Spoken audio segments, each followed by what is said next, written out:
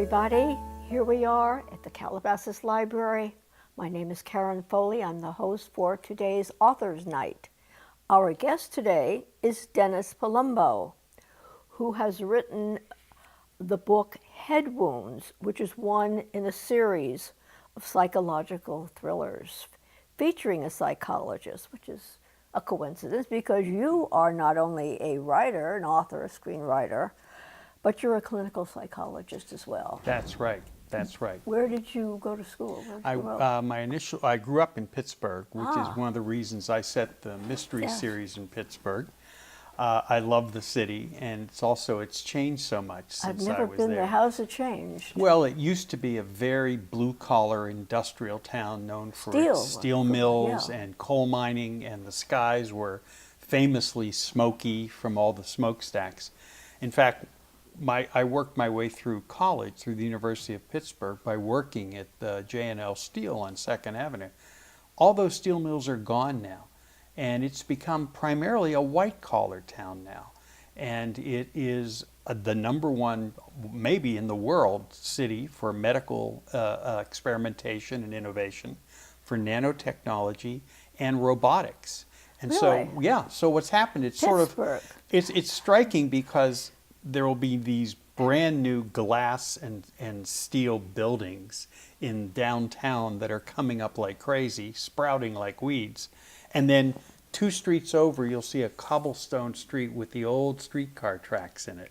So what I call Pittsburgh is a shot in a beer town that's collided with the information age. And so the tension that goes on in the city makes it a wonderful character in and of itself in my series of mysteries. Why did you decide to come to Los Angeles? I came to Los Angeles in my 20s to write for film and television. I was very, very lucky and got some good breaks and wrote for Welcome Back, Kotter. I wrote the first episode of Love Boat. Whenever I tell people that, they always laugh, and I think, well, yeah, but I just got a 13-cent residual check from the Balkans, so who's laughing now?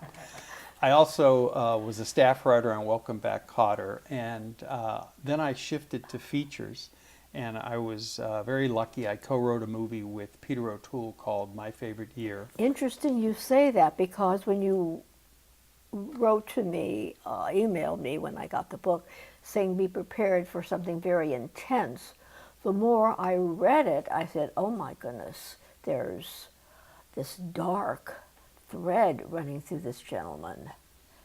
And then I was channel surfing one evening, and I figured, geez, that sounds familiar, My Favorite Year. So I TiVoed it, and I went back to another night to relax and enjoy it, and I see your name up there. Mm-hmm. And I said, but this is a comedy. Yes, that's right. There's 2 facets to your personality. Well, I think there are more than one facet to everyone's personality. In fact, you scratch any comedy writer and you'll find a river of rage. And Yes. so I'm able in my Daniel Rinaldi novels, which have a lot of humor in it, but they're very dark humor. And I've always liked psychological thrillers. And since I'm a psychologist myself and have been one in private practice for about 28 years, I knew that when I wanted to write a series, I wanted it to be gritty, I wanted it to be powerful emotionally and psychologically very astute. And so I put all those elements together and created my lead character of Daniel Rinaldi. How many books in the series? This is the 5th in the fifth series. book. Yeah. Okay. Let's see, you were also a columnist.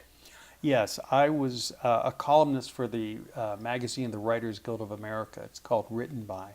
And when I left show business, because I did officially retire, I don't write film or TV anymore. When I left show business and became a therapist, I started a column for readers of Written By called The Writer's Life, which was about the psychological struggles that writers go through with writer's block, procrastination, fear of failure, rejection, how do you handle rejection, anxiety, depression, and all the issues that anyone has when they see a therapist. But because my practice specializes in creative people, there's a particular way in which personal issues get worked through with a creative person. And so, because of my former background as a film and TV writer, I'm kind of uniquely positioned to work with patients in the entertainment industry about the kinds of issues they encounter. Where is your location of your practice? My office is in Sherman Oaks, California. Okay. You also did commentaries for National Public Radio? Yeah, I did. One of my little dreams had always been to do a commentary for All Things Considered. Oh, yes. And so I pitched them.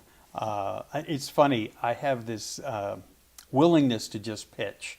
And I sent an email to them and said, I'd like to do a commentary about the poor way that male therapists are portrayed on film and television. Because I noticed that male therapists are often portrayed as sexual predators, or every other episode of NYPD Blue or Law and Order has an evil psychologist or psychiatrist doing something.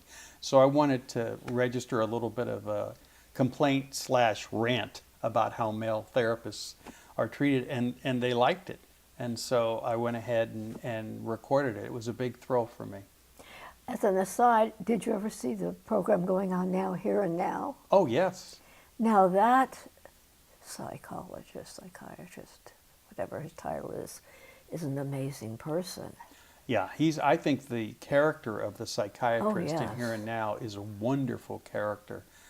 Carries the show. They're rarely written as fully dimensional as that. The last time I remember seeing one was when Gabriel Byrne played a therapist in an HBO series called In Treatment.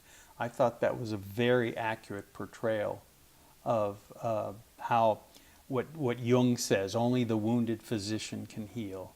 And therapists are as broken as anyone else. Well, you have to go through your own therapy. You have to go through your own, of course. Is it a continuing thing that you have to go through? You don't have to. I do, but you don't have to. Why have you chosen to do that? Sometimes I like to just get a perspective on my patients. Sometimes I like to do work on me. I'm still a work in progress. As all of us. That's right. Who was your muse? Who did you want to write like? Or Oh, who did you gosh, look I have so many, but I would probably say Michael Connolly, who does the Harry Bosch books. He was one of our first guests. Really? He's a wonderful writer, particularly his Harry Bosch novels. I also very much like Dennis Lehane, George Pelecanos, Beautiful and Richard writing. Price. I never read any Richard Price, wonderful writer. And so I'm very lucky in having those kinds of writers to admire and emulate. What about you? Do you draw from the people you treat? Do you combine them? Do you conflate it, the things they go through? Well, what I do is I don't use any of the actual experiences of patients of mine, because I don't think that would be right. But everyone struggles with envy, anger, lust, jealousy, greed, all the things that, as Billy Wilder once said, make life worth living. And so, all I do is extrapolate those kinds of feeling states and how I deal with them in my practice, and then I add the overlay of criminality. The thing that makes crime fiction so cathartic for readers is, let's say that you don't like your brother-in-law. Well, there's not much you're going to do about that. Maybe avoid him at a party. In crime fiction, you get to run him over in a car. And so what crime fiction does is it takes all the elements of life and then adds the layer of momentum, propulsion, suspense, all the things that keep us turning pages, because we don't know what's going to happen next. Do you always know how you're going to end a book? I never know how I'm going to end the book. Really? Yeah, it's so funny. I don't recommend this for everyone, but I have no idea where I'm going when I write.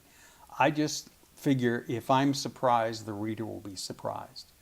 The problem with that, of course, is I write a lot that ends up not in the book, because I'll go down a wrong road for about 8 or 10 pages. But I'd rather write than think. If I was going to outline, I'd be thinking too much. I'd prefer to just follow my nose. And so in most stories, I not only don't know who the bad guy is, I usually don't know who the murder victim is. Really? No, I'll just pick someone after about 100 pages and go, okay, You're dead, Buster. And then I have to figure out how I set up the clues leading up to how we find out who it is. It's not the most efficient way to work. It's very labor intensive, but I like writing. I'd rather write than think, Do like you I edit said. your own books? I edit them 2 or 3 times. I revise. I have a rule. I try to not let something really terrible leave my desk. But I'm very lucky in that I have 2 really good editors at Poison Pen Press, Barbara Peters and Annette Rogers. And they keep me honest. They're very helpful in saying, I don't know if I quite believe that. Tell us a little bit more about this. And I think that it helps keep the books very cohesive and maintain their momentum. You also blog. What kind of a blog do you have? Well, I have a fairly irregular blog. I write a column for the Psychology Today website called Hollywood on the Couch. And I talk about the same kinds of issues that come up in my private practice, the kinds of issues that creative people in Hollywood deal with. Everything from how do you handle money to should you write with a partner, how do you work through creative blocks, those kinds of issues that every creative person, whether you're a writer, director, actor, set designer, costume designer, composer, I have had all of those types of creative types in my practice. I've been in practice about 28, 29 years. And so I've had all of those types. And I find there's certain creative concerns, regardless of your creative, the genre you work in or the kind of work you do, the same kinds of concerns keep cropping up. Well, before we crop up anything else, we're going to take a very short intermission. So stick with me, and audience, stay with me too. In just a few minutes, we'll be back with Dennis Palumbo. Thank you very much.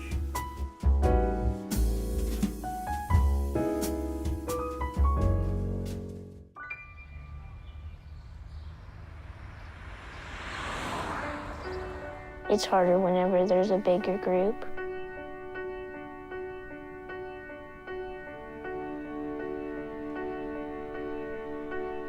Pretty much a good day for me would be people leaving their hands off of me. I'm always called names. Everywhere that I go, there's always someone calling me names, calling me gay. I've been choked, thrown up against a wall, punched. Nobody's ever tried to help me.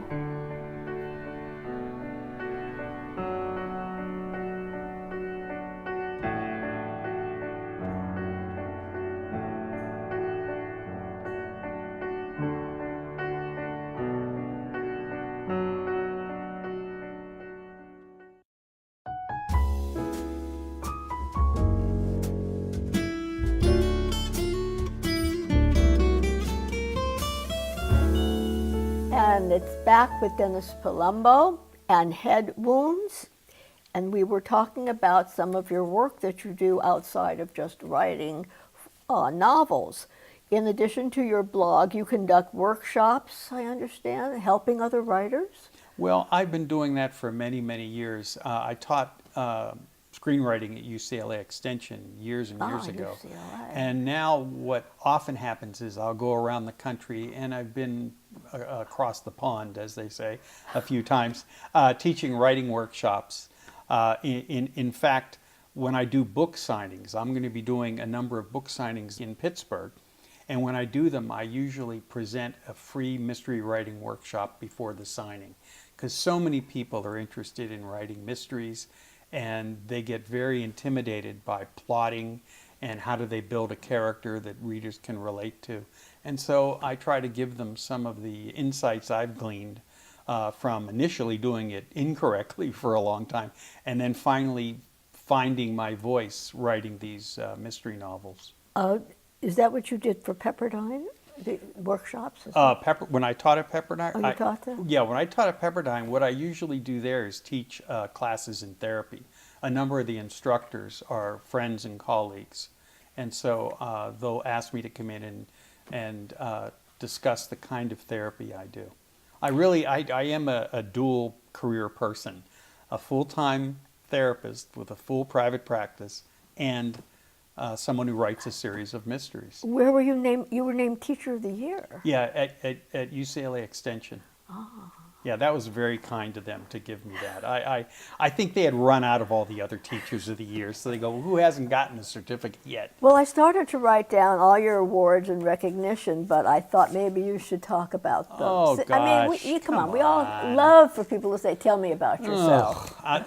Well, look, there's, I'm very lucky. I was very, very lucky. The screenplay that I Yes, co-wrote. the harder you work, the luckier you got. get. Well, Yeah. I know that's Ben Hogan's words, and I believe it's Really? true. Yeah.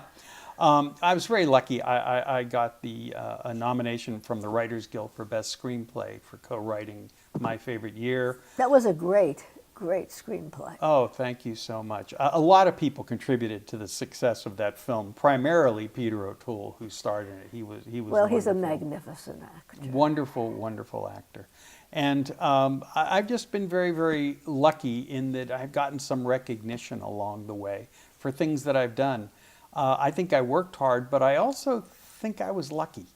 I know do have a lot little bit of luck sometimes. Yeah, I Good know a luck, lot bad of luck. really talented people who started out when I started out. And I think they just didn't get the breaks that I got. Well, them the breaks. Them's the breaks. Well, when you say you're a clinical psychologist, what does that term clinical mean? Well, see, I'm what's officially called a licensed psychotherapist. I'm a marriage and family and child therapist. The clinical aspect is that you are allowed to interpret and diagnose mental conditions. The only thing that we can't do is we cannot prescribe medication. For that, and I have patients who are on medication, for that I refer them to psychiatrists that I've worked with in the past so that they can get their prescription. Unfortunately, so many people get their psychotropic medication from their gynecologist, from their dermatologist, from their internist. And I have that's one of my real pet peeves. I think if you're going to be fooling around with medication, like Prozac or Lexapro, That's dangerous things to it's fool really around with. important that you see a qualified psychiatrist, or what they're now called neuropharmacologists, who are really up on the medications, particularly the cocktails you might be putting together for yourself. Especially now with the opioids. With the Oxycontin and the opioids, oh my gosh, it's like a nightmare, particularly in small town America. We tend to think of substance abuse, particularly prescription drugs, as being an urban issue, the big city issues. It's actually not. It's actually over towns. rampant in small towns and rural communities. I think it's like Jung talked about substance abuse as being a spiritual issue. And I think there's so many dispirited people because of income inequality, outsourcing of jobs, the loss of faith in our big institutions like churches and government, that they're turning to prescription medication, not to just alleviate the symptoms they're struggling with, but to actually self-medicate themselves against the consciousness of everyday life. That it's just too stressful. So what do the opioids do? Do they just shut down your feelings? No, It puts me to sleep, so well, it I could depends never on understand how your it can system. make anybody happy or Well, anything. for a lot of people, it sort of elevates their moods. It's a kind of release from the Like kinds drinking. of things you worry about. Very similar to the kind of effects of alcohol. And unfortunately, it's usually mixed. Usually they're mixed. And what most people don't know about alcohol is, well, your experience of it is it frees you up and it allows you to experience things in a more lighthearted way. It's also a depressant. And so Very coming much a down depressant. coming down from it is not good. Very, very bad. Well, where do you do your criminal research? I do it Unless all you're over a the criminal place. as well as a novelist and a No, doctor. I am only a two-hander. I'm not a three-hander. Okay. Actually, what I do is I usually get an idea from, for example, my novel Night Terrors, which is the third in the series. I was reading a psychiatric journal, and they were talking about how night terrors, which has always been a pediatric diagnosis, is being diagnosed more and more in adults because life has become so stressful. More and more adults are presenting with the symptoms of night terrors, where you wake up suddenly terrified, you're not even sure why. You've had horrifying visions in your head that you can't really see the pictures of. They're not nightmares. And so when I read this, I thought to myself, who would be the adult most likely to have night terrors? And I thought, what about an FBI profiler who spent 20 years across the table from Ted Bundy, or the BTK killer, or Richard Ramirez, or Jeffrey Dahmer? Imagine spending 20 years, 8 hours a day, talking to these serial killers. Well, of course, you'd be likely to be carrying so much pain in your psyche and so much darkness that it would come out as night terrors. And once I knew that, then I had my story. Then I knew the FBI was going to come and grab Daniel Rinaldi and say, we're taking you to see someone who's a retired FBI guy, and you're going to help him with his night terrors. And so from there, the story becomes a criminal story, because someone is trying to kill the FBI profiler. And so Daniel and the FBI profiler go on the run. And so that's the story. Actually came from something I read in a psychiatric journal. How did your career take off?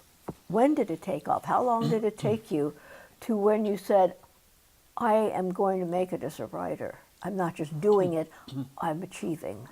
Well, I was very lucky, as I said. I was in my 20s when I came out to Los Angeles, and I was working at the Comedy Store, believe it or not. I couldn't get anyone to read my material. So you were going to work in a comedy store? So I started to do stand-up. I was a terrible stand-up comic. Well, I could understand. I don't think I'd leave laughing. Well, no, actually, I had very good material. I just wasn't any good delivering it. Okay. And I'll never forget when Mitzi Shore, the owner of the Comedy Store, came up to me one day and said, Dennis, you have great material, but you're a terrible stand-up comic.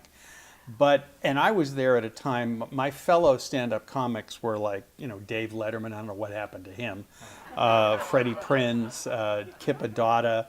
These were the guys I hung out with. And I really do owe it to Mitzi Shore, because she called Gabe Kaplan and said, there's someone I want you to see. He has great material. And so Gabe Kaplan came out and saw me do my act, and he said the same thing she said. You're a terrible comic, but you have very good material. So I ended up going on the road with him. Oh. And writing material with him. And at the same time, I had begun working with another writer named Mark Evanier, and we were working as a team trying to break into television.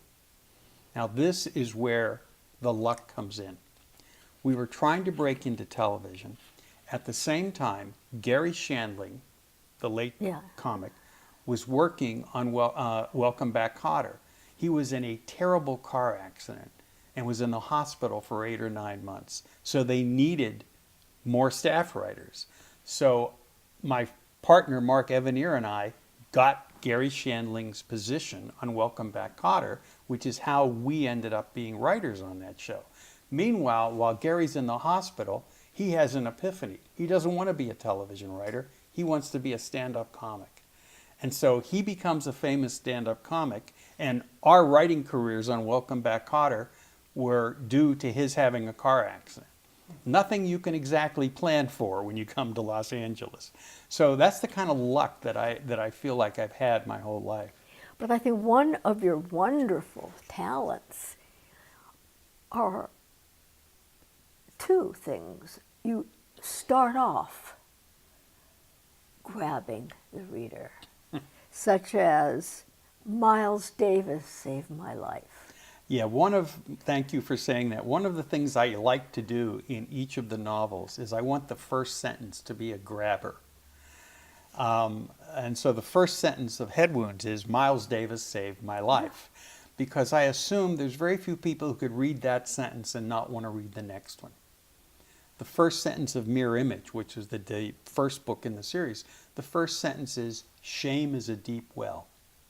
It tells us right away we're going to be in intense psychological territory. One of the things that is really gratifying for me writing these books is because they're in the first person, the reader gets inside the head of a therapist and what goes on inside the head of a therapist during sessions. In fact, in Phantom Limb, the fourth book, the first 3 chapters are one long therapy session with someone. And that gave the reader an experience of being in an actual clinical setting in the head of the therapist. And so I get to write about therapy, I get to write about the current state of the mental health system in America, and I get to write about the changing city of Pittsburgh and what it means for the people who live there. Not to mention your last lines of all your chapters set a mood within the reader that they want to continue. Yeah, and see I what's learned gonna from happen. writing film and television that you always end a scene with a line or an action that gets the person to keep watching. And I use that I as well as I can in all of my books. And very well. Well, thank you. Do you have your own night terrors from the things that you read and the people that you treat? Does it get into your being? It does occasionally. One of the things about doing therapy is you have to figure out a way to compartmentalize the work you're doing every day with when then you go home. Funnily enough, I don't really have any problem reading or even watching psychological thrillers, but I'm a total baby when it comes to horror movies. I cannot watch horror movies or else I have nightmares. I'm like 6 years old. And if there's like a talking doll or something leaps out of the closet with fangs, I'm a dead man. I go to bed that night and go, oh, please don't let me, please don't. And I sleep and bang, I'm having nightmares and that doll's chasing me around the room. So I avoid horror movies whenever I can. What made you become a psychologist? Oh gosh, I'll give you the 2-minute version. When my first marriage ended, I was going through a very hard time, a lot of depression. I went into therapy. And as a patient, I fell in love with the process. So I started volunteering at psychiatric facilities. I started taking graduate classes, never thinking I was going to switch careers, but I was so fascinated by the topic. And frankly, I started to do the kind of work that I'd never done before, like working with schizophrenics at a private psychiatric hospital, or working at a low-fee clinic with everyone from gang members who'd been court appointed to come and see me to people who had 2 or 3 or 4 marriages, and I had all the spouses in the room at the same time because they were going through custody issues. I found all of it so fascinating that before I knew it, I was halfway through the credits that would actually get me a degree. And I was doing enough internship hours that I could actually get a clinical license. And so I was still debating, because at the time I did this, I was going to school at night and working at these clinics on the weekend, but no one in show business knew. I was sort of like Bruce Wayne. I was like Batman at night and Bruce Wayne during the day. My agent, my manager, my lawyer, no producer or executive I worked with knew that I was in school doing this. And then one day I was having lunch with a producer at a restaurant I don't think is here anymore. It was on Sunset Boulevard called La Dome. Oh, La Dome, yes. Is it still here? I don't know No, if it's here. I don't so. think it's here anymore. And he was pitching me this movie he wanted me to write, and I kept looking at my watch because I didn't want to be late to get to the psychiatric hospital to work with my schizophrenics. And as I'm racing down La Cienega Boulevard, I have a kind of a road to Damascus experience. And I realized I'd rather be going where I was going than where I had been. And I knew at that moment I was going to change my career, and I did. And when I got my license after passing all the clinical tests, I retired from film and television and hung up my shingle. I've been there 28 years. Well, if you could wait in about 28 more seconds, we're going to have another quick break. And then when we come back, I want you to go over the theme of this book and the series in general and tell us what's next on your plate. Okay. Be happy Okay, to. stick with us, folks. We'll see you in a few moments.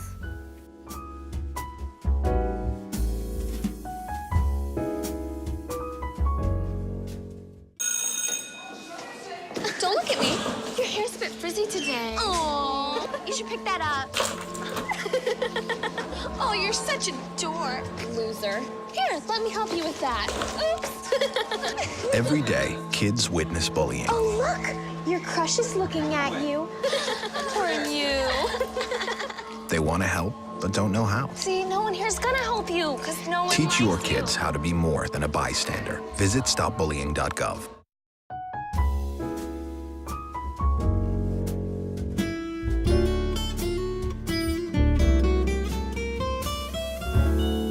Hello, everybody. We're with Dennis Palumbo here at Author's Night with his book, Head Wounds, which is one in a series of 5 novels. That's right. Do you want to tell me about the 5 novels? Well, sure. The 5 novels all follow the adventures of my lead character, Daniel Rinaldi, who is a psychologist and trauma expert who consults with the Pittsburgh police. His sense of mission resulted from years before his first wife and he were mugged coming out of a restaurant. Gunshots came out. His wife was killed. He was grievously injured, but he survived. And so he was stricken with survivor guilt. And one of the things that this guilt did was motivate his mission to help victims of violent crime.